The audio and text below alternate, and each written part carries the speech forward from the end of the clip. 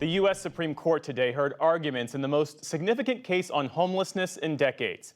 The case looks at challenges to laws in a small Oregon town for fining homeless people up to $300 for setting up camps in public parks.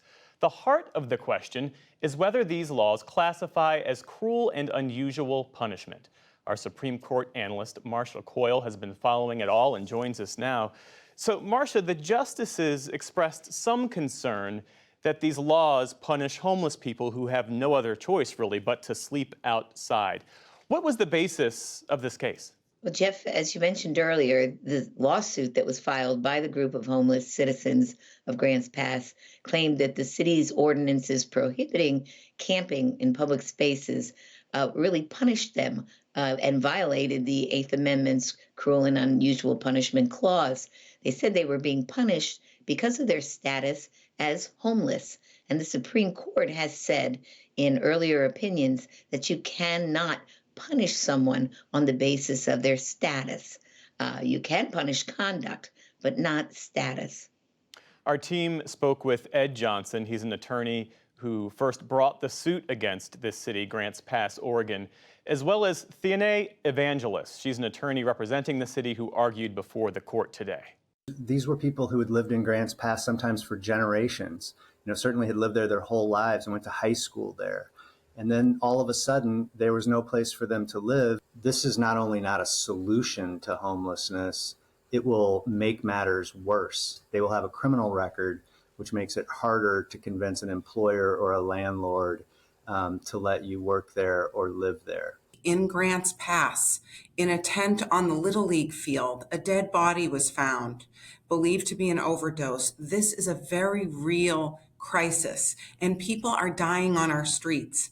We think it's safer and better for people to avoid camping in public, and that cities need to have the tools.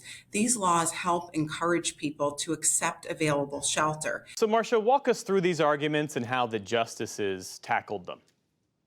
Well, the arguments really were dominated by this dividing line between status and conduct. For example, the Supreme Court has said you cannot punish someone for being a drug addict.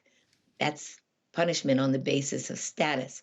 But you can punish conduct, say a drug addict's buying and selling or possession of drugs. So the justices probed, where is the line here between status and conduct? And so we had a lot of hypotheticals from the justices as they talked about, what exactly is homelessness? What is the definition of it? And how do these ordinances play out?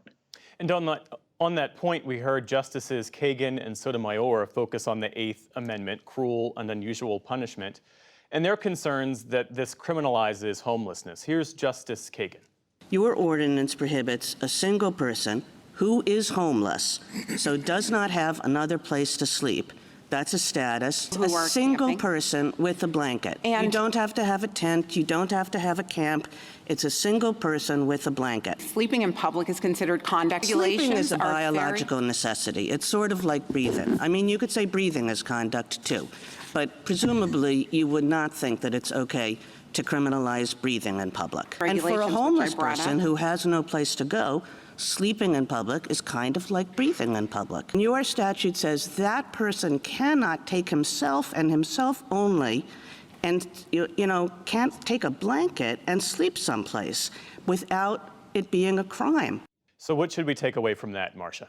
Well, first of all, during the arguments, it was pretty clear that the court's three more liberal justices are more sympathetic to the homeless residents, citizens of Grants Pass, because they do feel that they are being punished on the basis of their status. And I think Justice Kagan really explained that as clearly as she could, her position here. And yet the city continues to claim that it's not punishing status, it's punishing conduct. The conduct is the camping in public spaces.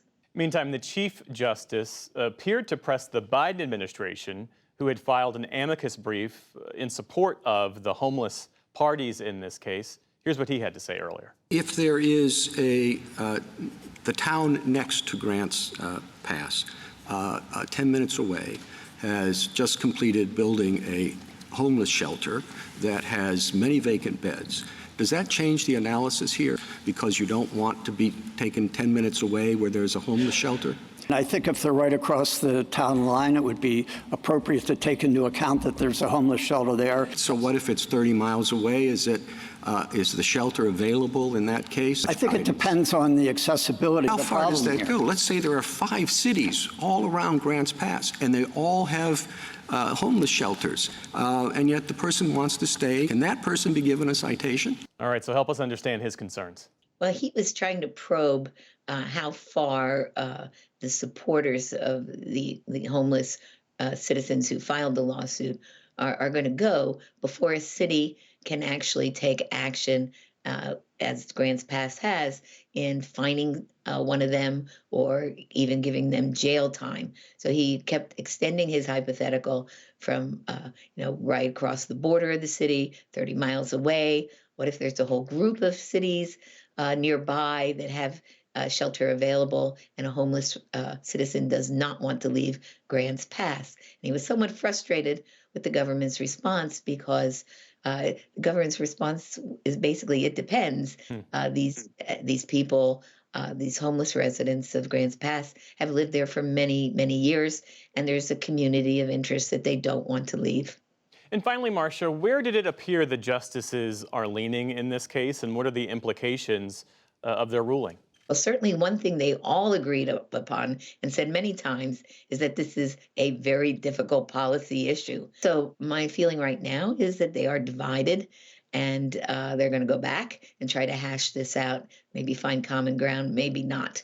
But it does seem as though the conservative majority is leaning towards the city. And the implications are huge, Jeff, because so many cities are dealing with this problem.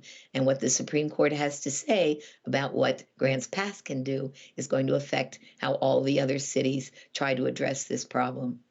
NewsHour Supreme Court analyst Marcia Coyle. Marcia, thanks as always. We appreciate it. Always a pleasure, Jeff.